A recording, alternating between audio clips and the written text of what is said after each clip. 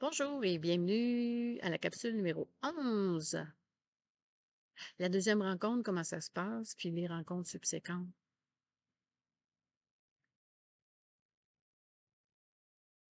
Ben, à la deuxième rencontre, puis au début de toutes les rencontres, c'est que je vais vous demander comment vous vous sentez. Maintenant, dans le moment présent. Et si vraiment, là, je détecte qu'il y a quelque chose qui freine, qui vous dérange, c'est peut-être là-dessus qu'on va travailler, que je vais travailler avec vous. Je vous demande également, qu'est-ce qui s'est passé depuis la dernière rencontre? Comment ça s'est passé? Avez-vous vu des changements? Avez-vous noté des choses? Ou si je vous ai donné des exercices, je vais vérifier ce que vous avez fait comme exercice, puis je vais vous demander de me les démontrer. Par exemple, si je vous ai demandé de pratiquer la respiration abdominale, ben, si je vous le demande de me le faire, puis vous avez pas pratiqué, ben, je vous donnerai pas un coup de bâton sur les doigts, là. C'est qu'on va le pratiquer ensemble. Mais si je me rends compte à chaque rencontre, c'est pareil, c'est que quand je vous demande des choses, vous les faites pas,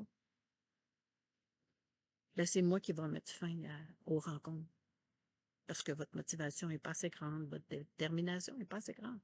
Quand on veut changer, quand on veut avoir des transformations dans notre vie, il faut y mettre, tiens, faut participer. Donc, participer, c'est, si je vous demande de faire des exercices, vous devez les faire. Vous devez, on s'entend, là. Les pratiquer, les refaire, les refaire. Un peu comme un athlète. Un athlète, là, avant d'être athlète, là, il a pratiqué en tabarouette, hein? Un musicien, avant d'être un virtuose, pratiqué, hein? Mais parce qu'il voulait devenir athlète, parce qu'il voulait devenir virtuose. Mais vous, ça dépend. Jusqu'où vous voulez aller. Si vous voulez rester où vous êtes, ben, c'est pour ça que ça va se terminer là entre nous deux. Si vous voulez aller plus loin, ben, je vais le voir selon votre motivation, selon votre détermination. Donc, si votre besoin exprimé à la rencontre précédente est le même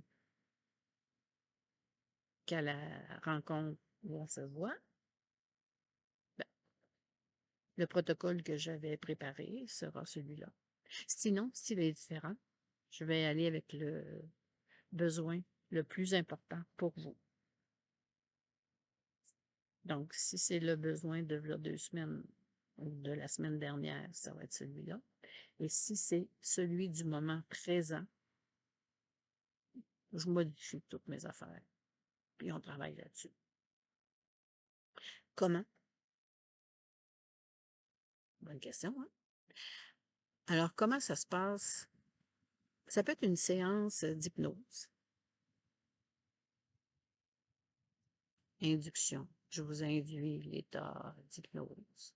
De toute façon, l'induction, peu importe la technique que je vais utiliser, je vais le faire, ça. La respiration, l'induction. Ça peut être la détente musculaire. Ça peut être s'imaginer des racines à nos pieds, la lumière blanche qui descend, qui s'infiltre partout. Ça va dépendre de chaque personne. Puis ça va dépendre aussi comment je le sens vis-à-vis de la personne. Si la personne est très tendue, bien, je vais y aller avec une détente musculaire. Donc, j'évalue. Je regarde la personne, puis je change mes techniques au besoin. Donc, si c'est une séance d'hypnose, ben, je vais y aller avec des suggestions pour que la personne parle à son inconscient. pour aller trouver des réponses à ces questions, pour aller chercher ces ressources et repartir avec ces ressources-là à la fin. Je peux utiliser la PNL, la programmation neuro-linguistique, avec un ancrage, avec différentes techniques. Par exemple, si la personne trouve qu'elle n'a pas de qualité, qu'elle est moche, tu sais, là, je trouve rien de bon. Ben, je peux utiliser la technique qu'elle va aller rencontrer une personne qui l'aime d'un amour inconditionnel pour qu'elle voit à travers ses yeux ce qu'elle voit d'elle. Et généralement, ça fait effet. Donc, il y a différentes techniques. Il y en a une panoplie. Il y a différents auteurs, de toute façon, qui ont écrit. Donc, quand j'ai suivi mes cours à l'Institut de coaching international au niveau de la PNL, prône l'approche bonhomme. Donc, se recentrer, corps, cœur, âme. Donc, je travaille surtout dans toutes ces sphères pour reconnecter, pour que la personne se reconnecte, son âme. Donc, il y a différentes façons d'y parvenir. Puis l'important, c'est que la personne se laisse aller. Parce que quand on se laisse aller, notre inconscient travaille et travaille. On ne s'en rend pas compte, là.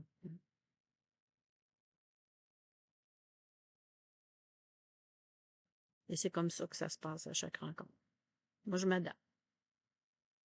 Puis ça arrive très, très souvent que le besoin manifesté de la dernière rencontre n'est pas le même. Puis ça change. On change. C'est pour ça que c'est très intéressant. Autant pour vous que pour moi. Parce que c'est des découvertes à chaque fois. Donc, il faut que je me serve beaucoup de mon intuition. Puis ça marche. Les commentaires que je reçois, c'est merveilleux, je me sens bien. Ah, c'est justement ça dont j'avais besoin. Oui, parce que j'ai écouté le besoin de la personne. Et voilà. Puis en hypnose, ben, il y a différentes techniques d'hypnose. En PNL, il y a différentes techniques aussi. Des visualisations, on peut visualiser. Des respirations, il y en a différentes sortes aussi. Donc, je m'adapte vraiment à chaque personne. Quand c'est des enfants